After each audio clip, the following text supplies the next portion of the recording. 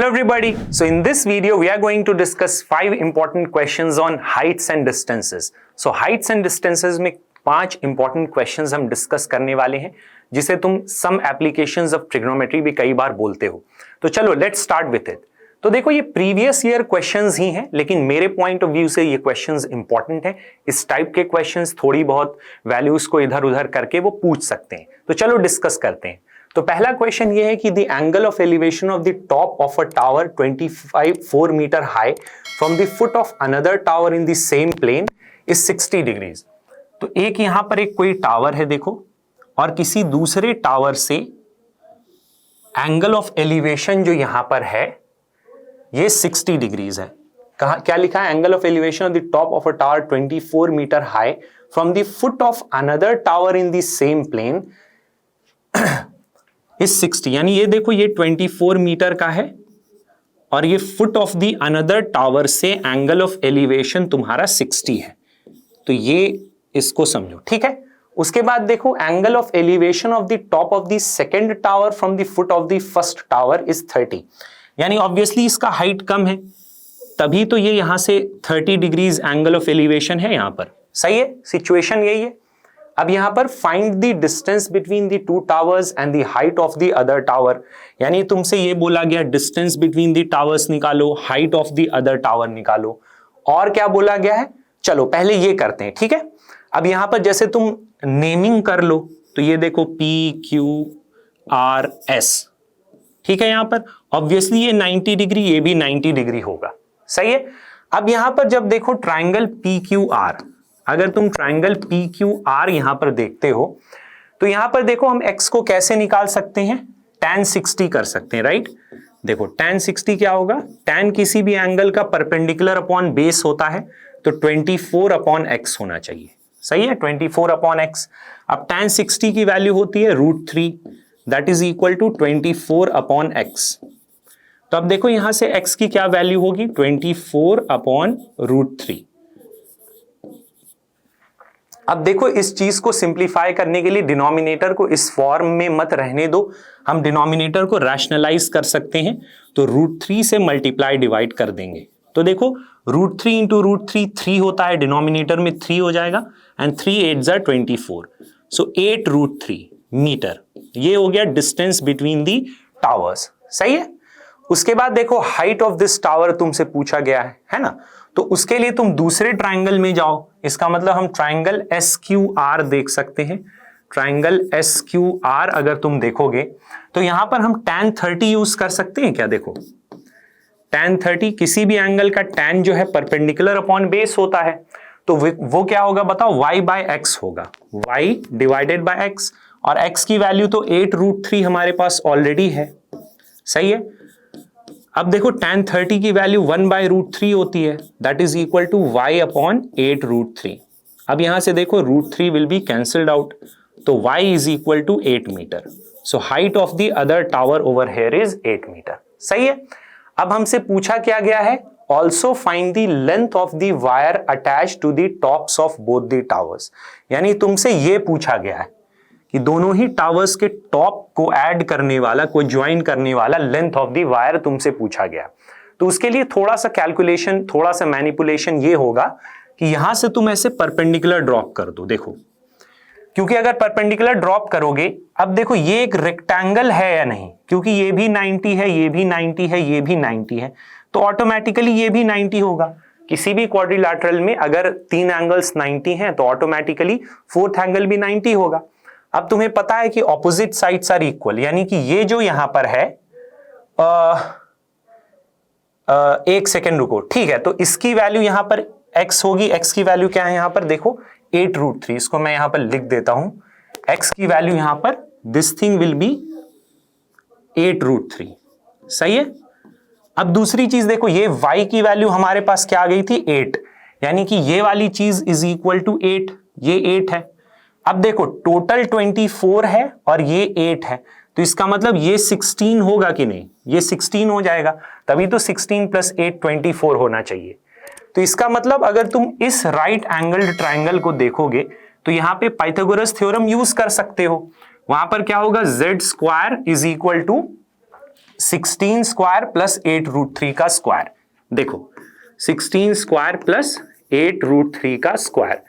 अब इसको देखो सिंप्लीफाई करने का एक आसान तरीका बताता हूं। 16 क्या होता है, 8 2 16, तो तुम इसको 8 स्क्वायर इंटू 2 स्क्वायर यानी 4 लिख सकते हो, प्लस ये क्या है 8 स्क्वायर इंटू रूट 3 का स्क्वायर 3।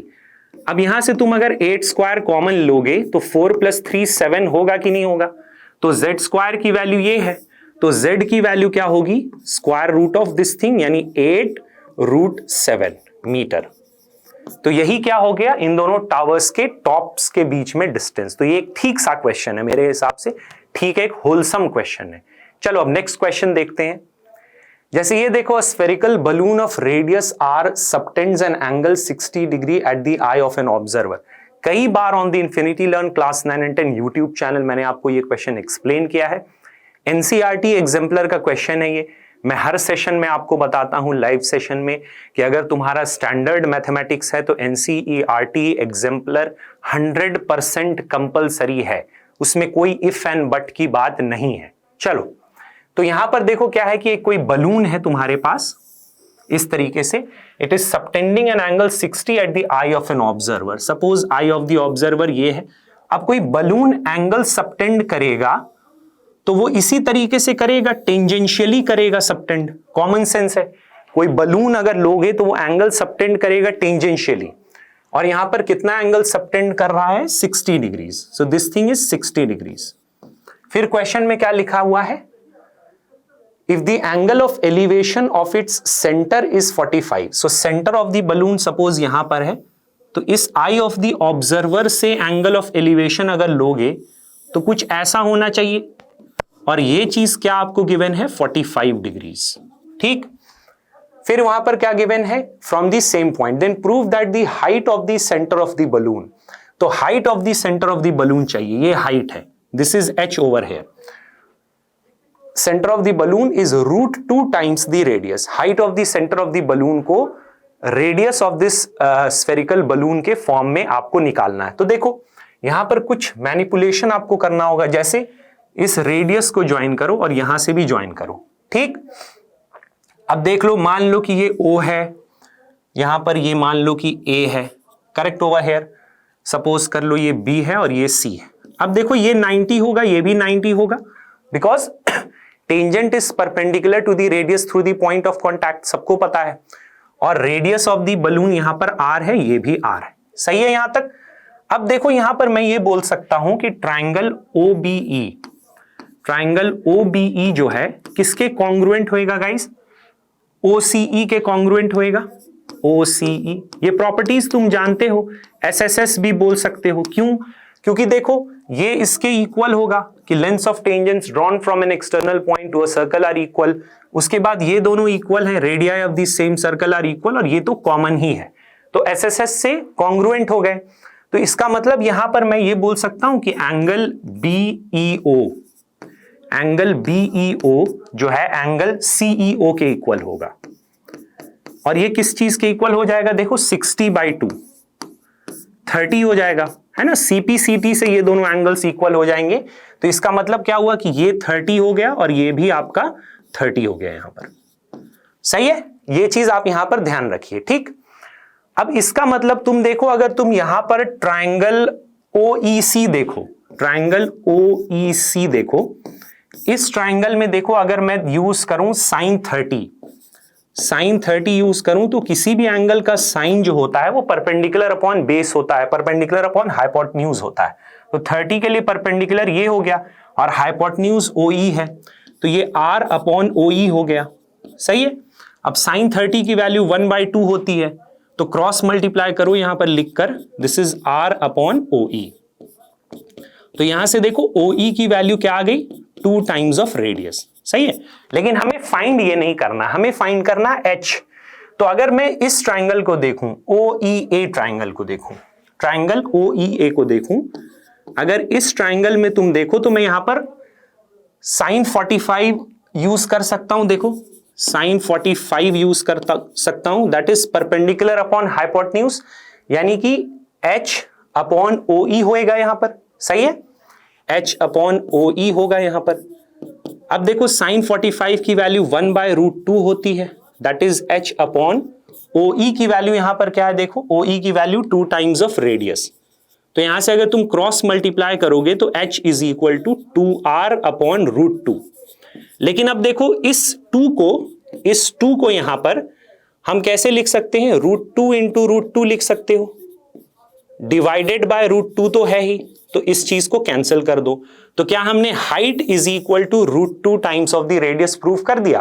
तो यही तो हमें प्रूव करना था कि prove that the height of the centre of the balloon is √2 times its radius. ये देखो प्रीवियस ईयर क्वेश्चन है, तो चीजों को समझो कि इस टाइप के क्वेश्चंस आ रहे हैं और एनसीईआरटी एग्जाम्पलर वेरी कंपलसरी है। चलो इसी तरीके के देखो और क्वेश्चंस देखते हैं। तुम्हारे सामने ये लास्ट ईयर क्वेश्चंस हैं guys, I don't exactly remember कि 2023 या 24 का है, लेकिन ये अभी ही है, मतलब पोस्ट कोविड क्वेश्चंस हैं ये, ठीक है। तो ये देखो ये भी एनसीईआरटी एग्जाम्पलर का क्वेश्चन है, उन्होंने थोड़ा सा बस इसको ट्विस्ट कर दिया और कोई बात नहीं है। तो पढ़ो इसको कि a ladder is set against a wall at an angle 45 degree to the ground. यानी तुम्हारे पास एक देखो वॉल है और इसी तरीके से ग्राउंड है और इस तरीके से एक लैडर है, इस तरीके से एक लैडर है which is at an angle 45 to the ground. तो ग्राउंड से 45 डिग्री ये लैडर बना रहा है, ठीक है। If the foot of the ladder is pulled away from the wall through a distance of 4 metre, its top slides a distance of 3 metre down the wall. यानी कि ऐसे अगर लैडर को पुल करोगे तो कुछ ऐसा हो जाएगा, सही बात है। क्या लिखा हुआ है, foot is pulled away from the wall through a distance of 4, its top slides a distance of 3 metre. इसका मतलब ये 4 मीटर है और ये 3 मीटर हो गया, सही बात है। Making an angle 30 degree with the ground, ground से 30 डिग्री बनाएगा अब, तो ये क्वेश्चन में गिवन है, देखो सही बात है। तो find the final height of the ladder from the ground and length of the ladder. Final height of the ladder from the ground तुमसे पूछा गया, यानी कि ये अगर x है तो इसकी वैल्यू तुमसे पूछी गई है और लेंथ ऑफ द लैडर तुमसे यहां पर पूछा गया, ठीक है। तो यहां पर देखो कैसे हम कर सकते हैं इस चीज को। सबसे पहली चीज तुम यहां पर देखो, अगर मैं इस चीज को y अज्यूम करता हूं तो इस ट्राइंगल में अगर मैं tan 45 यूज करता हूं, देखो tan 45 करोगे तो क्या आएगा, परपेंडिकुलर अपॉन बेस, यानी x प्लस 3 अपॉन y हो जाएगा। tan 45 की वैल्यू 1 होती है तो y की वैल्यू क्या हो गई, x प्लस 3। ये फर्स्ट चीज है, ठीक है। दूसरी बात, अब तुम इस ट्राइंगल को अगर देखोगे तो यहां पर अगर मैं tan 30 यूज करूं, देखो tan 30 अगर मैं यूज करूं तो परपेंडिकुलर अपॉन बेस होगा, यानी x अपॉन y प्लस 4 होना चाहिए, सही बात है। अब यहां पर देखो y की वैल्यू x प्लस 3 है और tan 30 की वैल्यू 1/√3 होती है, तो इसको पुट करो यहां पर, और y की वैल्यू x प्लस 3 ऑलरेडी हमारे पास है, तो x प्लस 3 प्लस 4। अब इसको अगर तुम क्रॉस मल्टीप्लाई करोगे तो x plus 7 and that is equal to √3 times of x। तो अब यहां पर x की वैल्यू चाहिए, इसको इस तरफ ले जाओ, बहुत इंपॉर्टेंट क्वेश्चन है, मतलब मैं इसको कम से कम 10 बार बोल सकता हूं कि ये इतना इंपॉर्टेंट है इस टाइप के क्वेश्चंस। तो x यहां से कॉमन ले लो तो √3 minus 1 and that is equal to 7। तो यहां से तुम x की वैल्यू निकाल सकते हो, that is equal to 7 upon √3 minus 1। तो देखो आंसर तो यही हो गया है ना, final height of the ladder जो है यही है, लेकिन आंसर इस फॉर्म में मत रहने दो, इसको रैशनलाइज कर दो, ठीक है। तो ये देखो 7 अपॉन √3 माइनस 1 है, यहां पर √3 प्लस 1 से मल्टीप्लाई डिवाइड करो, रैशनलाइज ऐसे ही करते हैं। तो दिस इज 7 √3 प्लस 1 और डिनोमिनेटर में देखो a minus B, a plus B form का है ना।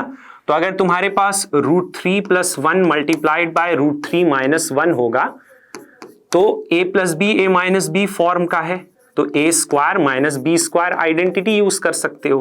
√3 का स्क्वायर 3 माइनस 1 का स्क्वायर 1, 2 हो जाएगा। तो आंसर तुम्हारा ये होगा, this is the final height of the ladder from the ground. इसको एक बार चेक कर लो, ठीक है। अब यहां पर एक और चीज पूछी गई है, and length of the ladder. तो लेंथ ऑफ द लैडर भी बहुत आसान है। देखो लेंथ ऑफ द लैडर के लिए तुम सपोज करो तुम इस ट्राइंगल में रहो, इस वाले में, यही तो लेंथ ऑफ द लैडर है AB। देखो लेंथ ऑफ द लैडर तो यही है, तो वहां पर तुम क्या कर सकते हो कि cos 45 यूज कर सकते हो। देखो बेस अपॉन हाइपोटेन्यूज, तो cos 45 अगर यूज करोगे तो क्या होगा, बेस अपॉन हाइपोटेन्यूज यानी y अपॉन ए बी।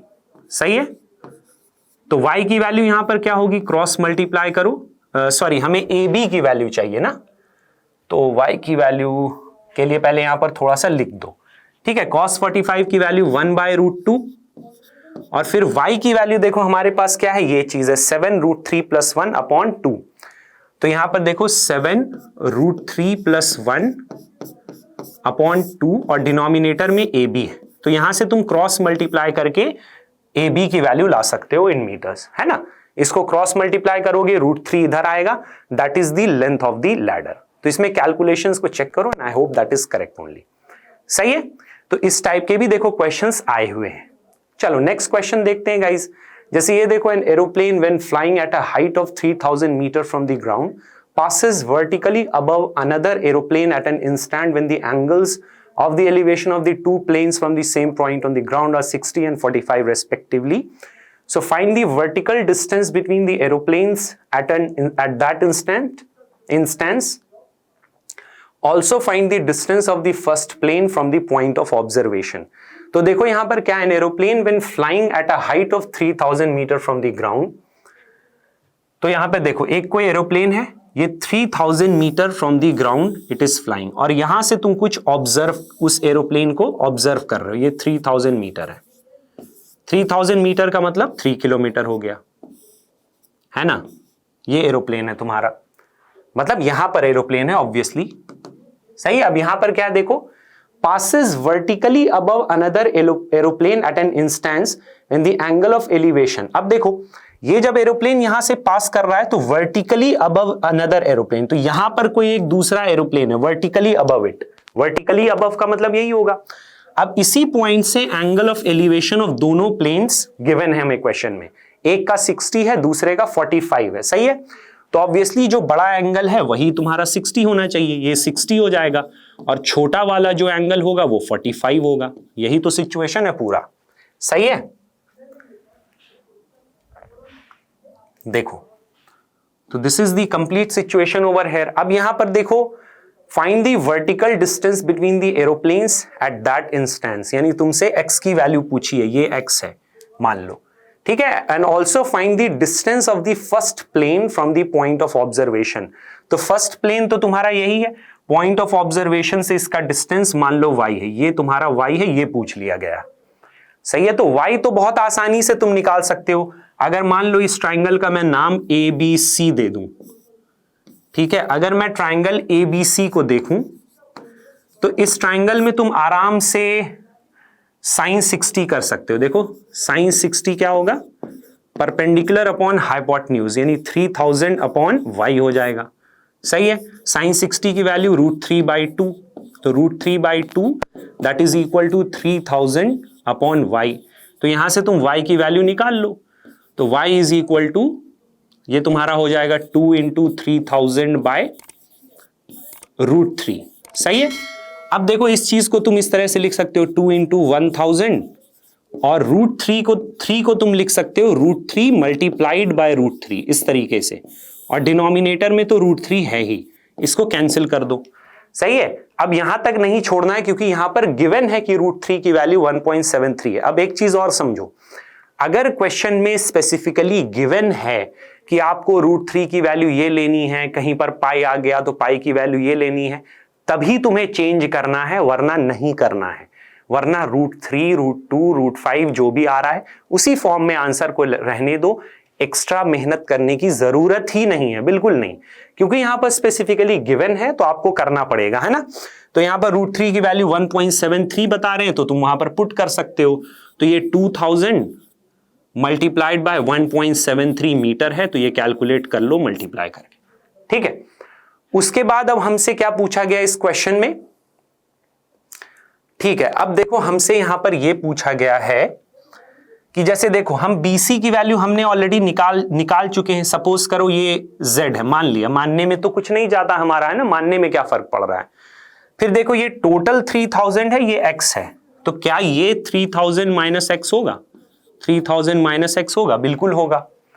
तो देखो इस ट्राइंगल में डीबीसी में, ट्राइंगल डीबीसी में क्या हम tan 45 आराम से यूज कर सकते हैं? उससे आराम होगा, जल्दी होएगा। tan 45 क्या होगा? परपेंडिकुलर अपॉन बेस, यानी 3000 माइनस एक्स, 3000 एक सेकेंड रुको, तो ये देखो 3000 माइनस एक्स अपॉन जेड। अब देखो tan 45 की वैल्यू 1 होगी, तो z is equal to 3000 minus X. अब x की वैल्यू निकालने बोला गया है ना, तो x is equal to 3000 minus z हो जाएगा। तो ये 3000 माइनस z की वैल्यू देखो ये है ना, this is the value of, okay एक सेकेंड रुको, मैंने कुछ मिस्टेक ही कर दिया यहां पर एक सेकेंड रुको।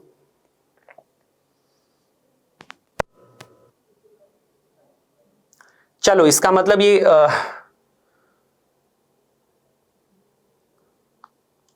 चलो z की वैल्यू 3000, एक सेकेंड रुको, यहां से ये तो चलो यहां तक हो गया ना, z की वैल्यू ये आ गई, ठीक है।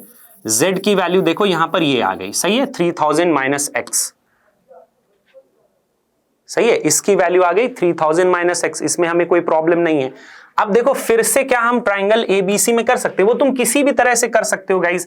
अगर तुम ट्राइंगल एबीसी में फिर से अगर ट्रिग्नोमेट्रिक रेशियो यूज करो, तुम अगर वहां पर